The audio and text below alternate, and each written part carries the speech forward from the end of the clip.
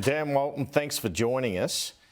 Now, I saw your reaction there where you saw the banner Littleproud calls for regional visas, so I thought I'd start with that. You're not convinced by the Nationals leader calling for such proposals? Well, first of all, good morning, Andrew. I think it's interesting to see the Nationals coming along to the IR Summit in the next couple of weeks, and I certainly look forward to David Littleproud riding in on his one-trick pony into the summit to, again, try and push forward some visas, short-term in nature, easily exploitable, as a way of trying to solve long-term systemic problems in the agriculture industry. This is the same guy who proposed an agriculture visa which was going to decimate our friends in the Pacific without any consultation to them. And the very countries he was proposing to work with, the ASEAN nations, had no heads up either. This guy doesn't have much credibility, and once again he's banging the same drum of failed policies from the previous government. All right, well, I look forward to you two meeting at the summit. Now, how do we know this isn't another talk fest? Well, not much action behind it. Well, I think what we can see is there's a raft of vowed problems that exist. It's a broad frame around jobs and skills, and I know there's been previous initiatives undertaken in the past, none of which I can say that I've participated in. Right. But what we do know is, both from unions' perspective and from the employers' perspective, there's quite a few issues that need to be discussed, and the government has a strong appetite to try and fix big problems like the lack of wages growth in this country. And I think it's a good time and an opportune time for everyone to get together and try and solve some of those problems. What do you think of them doing the summit, though, and then spending, as they've said, 12 months on a white paper? Well, I mean, that seems a long time to me. Well, I think I've had opposition to develop policies, etc., you know. No, but I mean, the thing is, you'll have a whole lot of conversations and a bunch of ideas which will spawn out, and that's going to require a bunch of work to actually formulate those into sensible policies. What the government has also said is there's some things that they'll move on in advance. We've seen paid domestic violence leave come into effect in advance of the summit. It's an initiative that the government was proud and keen to pursue, and they've also said that failing some meaningful agreement from both sides, that they will still push ahead with some agenda items. But the reality is they've got a big and broad agenda here. There's going to be ideas that are coming to fruition in those 2 days worth of discussion, and I think it's a sensible approach to spend the time to actually formulate those into proper policies and proper legislation for it to see the light of Parliament in due course. All right, you seem pretty optimistic. Now, the Morrison government, they had you on the manufacturing task force, I think. What came of that? Did anything flow from that as far as you're concerned? I think there were a couple of different initiatives undertaken during the pandemic. The manufacturing task force, there were some of the IR roundtables, and obviously the government also had some trade advisory work that was going on. I think there's been a number of initiatives which had come through each of those. The manufacturing task force spent a long time trying to have a look in terms of plugging problems, particularly around the energy crisis. Now, unfortunately, those problems that were identified then still sit in front of us, if not a whole lot worse than they were at the time we were having those discussions. And so, yes, there were some discussions, yes, there were some talk fests, and unfortunately not all the problems were solved during the pandemic. Were any of the recommendations taken up? Did the Morrison government do anything with what that task force put forward? Yeah, well, I don't want to sit here as an apologist for or sympathise for Angus Taylor. I think it would be a strange Sunday morning if I was. But certainly some of the issues that were identified in the shortfalls of gas storage, etc., they were identified then. Yes, nothing has been done to meaningfully solve them, but those problems were identified through those discussions. All right. Well, you made this call for a compact between employers and unions. So you can hire migrants as long as you train Australians. How would this work? So what we know is there's two big problems that's facing the economy at the moment, the labour market more broadly. Number one is that with the borders shut, we've had net negative migration over the last couple of years, and there is some key positions across the economy where we're struggling to identify people to fill those roles. What we also know is business has become completely addicted and reliant upon short and temporary visa workers coming over to plug temporary gaps. And they've dropped the ball in terms of training and developing Australians or retraining already employed Australians to fill the roles that we need into the future. So we have this constant cycle which goes through where business failed to train and develop and then put up their hand to say we need visa workers to come over and solve those gaps. What we're saying is let's have a look in terms of increasing our migration intake, more permanent migration, make sure it's properly aligned with labour market testing. But for every worker that you bring into the country, business should have a requirement to either train an Australian for that role or to help contribute into a fund to develop Australians for future roles going forward.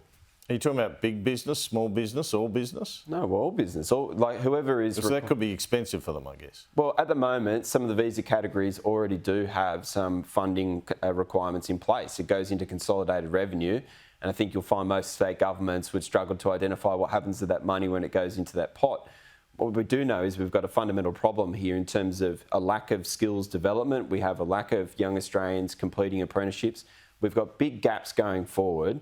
Now, if we simply just say we'll increase the migration intake and we don't fix those problems, then we're just going to have the same cycle roll again year after year. What we're saying is putting forward a proposal in advance of the summit to say this is a meaningful solution which will address both problems and hopefully provide a good pathway for young Australians and existing Australians to be trained for the jobs of the future. What do you make of this idea from the opposition to allow more pensioners into work, to have people able to hang on to their pension payments and come back to work? Do we need that? Andrew, if you have a look in terms of our membership at the AWU, if you look at a lot of our members, they work primarily in blue-collar industries, and quite frankly, a lot of them is hard work, like it's hard labour. You don't work into your late 60s. Like our members look at retiring into their early 60s, and so the thought of trying to get them back after doing, decades worth of continuous shift work in heavy industry to say, come back and lend a hand back on the shop floor again, I don't necessarily think that's going to stack up. So it can work in some industries, but not those, that's for sure. So how bad is the skills shortage in your estimation? From all your time at the AWU, how does it compare? What sort of examples are you hearing from workplaces on what work is not being done or how understaffed workplaces are? I think there's two things that are playing out at the moment. I actually see it more so in some of my other roles where we get access into lots of professional skills. Technology is probably one of the single biggest ones that I've heard business across a range of different industries and sectors talk about as a fundamental gap in the market. We're just absolutely struggling to identify people. That's number one. What we also know is having a look at some of the bigger projects that are underway, the Rewiring the Nation plan, that Chris Bowen and the Prime Minister and others have kicked off on is a great initiative to help plug all the renewable projects. But right now, in trying to find enough construction workers to undertake that work is going to be difficult. And so we know that's going to be trouble, that's going to be difficult to deliver on that into the future. And so I think there's two things that are playing out at the moment. A big one is actually making sure these are genuine gaps in the market. It's been something that we've dropped the ball in the past to make sure that there are roles being advertised at the appropriate rates to try and attract locals to fill those roles in the first instance. If those tests have been met, then I think we can start to look and broadening horizon around the world to see where we could have good people to come over to work in Australia. But in the migration programs that we had in the past, where you can set up routes into Australia, call Australia home, as opposed to coming over for short periods, doing a little bit of work here and then heading back to your home country. I'm interested in you saying it's hard to do that transmission plan, which is all about their renewable energy, climate target, etc. Do you need a lot more migration to do that? No, I think what you're going to have to do is have some alignment across all the construction projects that are on foot. So we look after a lot of workers in civil construction, in tunnel construction, and also in resource construction as well. And if you have a look in terms of some of those projects coming up, there is a big peak coming through with those projects already underway. Now, if you bring forward all of the transmission line construction, again, it's another key area that we look after in our union, then we can start to see that there's going to be a huge demand on construction workers going forward. Have you spoken to government on that? Yeah, we've started some conversations with them on that. Are they listening? Have they got any answers? No, absolutely. I'd say unlike the previous government, I think they're realistic to reach out and hear from all sides in terms of what the problems are. We bring a unique perspective, which is being able to identify across a broad range of industries around the economy to see where there's some issues and where there's some pinch points. And this is a good initiative. We want it to work really well. We want our members to have good, paid, secure jobs. What we know is there's a huge amount of work coming forward. The ACTU is coming to and you're the Vice President, or a Vice President, is coming to the summit with some reasonably radical ideas. They want energy prices fixed. They want a windfall tax on companies with big profits. You've spoken about that in the past. Could any of these see light of day? Well, dare I say, following the leader Boris Johnson here, but we said with the energy crisis taking place in Australia, if particularly the gas companies are unable to find any meaningful solutions in place to make sure that Australians have enough of our own gas at affordable prices, then we should look at a windfall profits tax.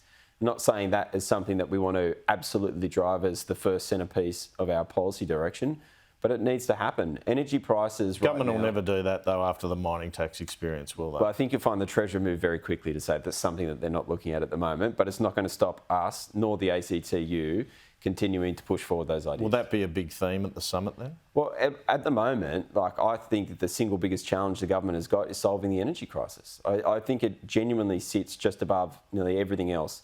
That, and frankly, making sure that our members get a decent pay rise. But there are so many businesses right now who are struggling with extraordinarily high energy prices, both electricity and gas. And I think unless we find some of those solutions, then the great future about our manufacturing renaissance and rebuilding the manufacturing sector, I find it hard to see how we deliver on it if we don't have energy as a competitive advantage. We've got a gap to get there, and it's going to be really hard for the government to navigate through that. What do you think needs to happen in terms of Australia accessing more gas?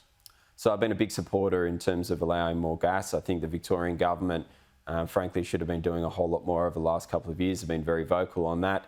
Also in New South Wales, at the moment, it takes the best part of nearly a decade to try and get a project up and off the ground. It's ridiculous in terms of the steps that we need to go through for environmental approvals and generally regulation approvals in this country to get these initiatives up.